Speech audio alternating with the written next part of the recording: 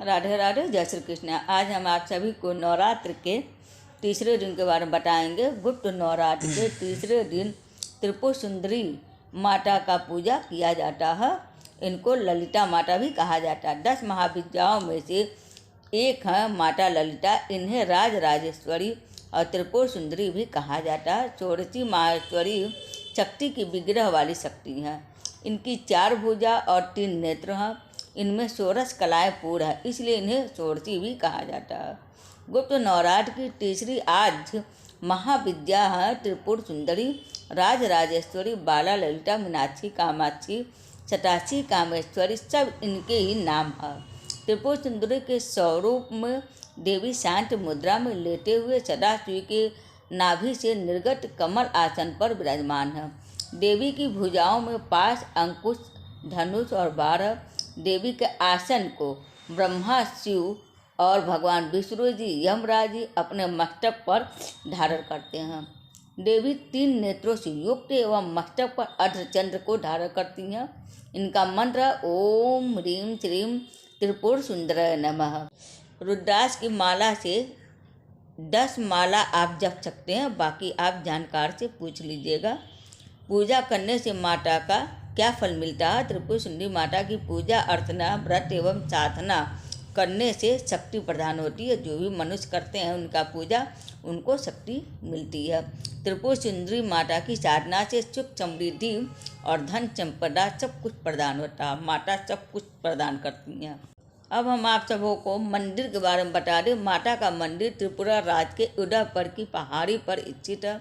ये मंदिर 51 महापीठों में से एक है और यहाँ पर माता का दायां पैर गिरा था। यहाँ माँ भगवती को त्रिपुर सुंदरी और उनके साथ विराजमान भैरव को त्रिपुरेश के नाम से जाना जाता है। पौराणिक कथाओं के अनुसार देवी त्रिपुर सुंदरी की उत्पत्ति का रहस्य सती वियोग के पश्चात भगवान शिव सर्वदा ध्यान मग्न में रहते थे। उन्होंने अपने संपूर्ण कर्म का परित्याग कर दिया था, जिसके कारण से तीनों लोकों के संचालन में व्याधि उत्पन्न हो रही थी। उधर तारकासुर ब्रह्मा जी से वरदान प्राप्त किया कि उनकी मृत्यु शिव के पुत्र के द्वारा ही होगा। समस्त देवताओं ने भगवान शिव को ध्यान से जगाने के लिए कामदेव और उनकी पत्नी रति देवी को कैलाश भेजा। कामदेव ने कुसुम सर नमक मोहनी बाण से भगवान शिव पर प्रहार किया। परिणाम स्वरूप शिव जी का ध्यान भंग हो गया। देखते ही देखते भगवान शिव के तीसरे नेत्र से उत्पन्न क्रोध अग्नि ने कामदेव को जलाकर भस्म कर दिया। कामदेव की पत्नी रति द्वारा अत्यंत दारुण विलाप करने पर भगवान शिव ने कामदेव को पुनः द्वापर युग में भगवान कृष्ण के पुत्र के रूप में जन्म धारण करने का वरदान दिया और वहाँ से अंतर्ध्यान हो गया। सभी देवताओं और रति के जाने के पश्चात भगवान शिव के एक गढ़ द्वारा कामदेव के भस्म से मूर्ति निर्मित की गई और उस निर्मित मूर्ति से एक पुरुष पैदा हुआ। उस पुरुष ने भगवान शिव की स्तुति करी। इसके भगवान शिव द्वारा उस पुरुष का नाम भांड रखा गया। शिव के क्रोध से उत्पन्न होने के कारण भांड तमोगुण संपन्न था और वह धीरे धीरे तीनों लोकों पर भयंकर उत्पात मचाने लगा। देवराज इंद्र के राज्य के समान ही भांडासुर ने स्वर्ग जैसे राज्य का निर्माण तथा राज्य करने लगा।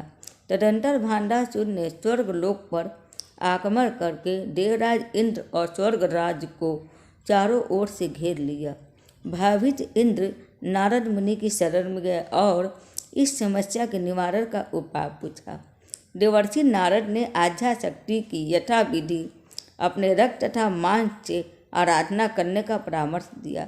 देवराज इंद्र ने देवी की आराधना की और देवी ने त्रिपुर सुंदरी स्वरूप में प्रकट हो भांडासुर को वध कर देवराज पर कृपा की और अपना समस्त देवताओं को भय से मुक्त कर दिया। उम्मीद करती हूँ कि आप लोगों को मेरा वीडियो पसंद आया होगा। जय माँ काली।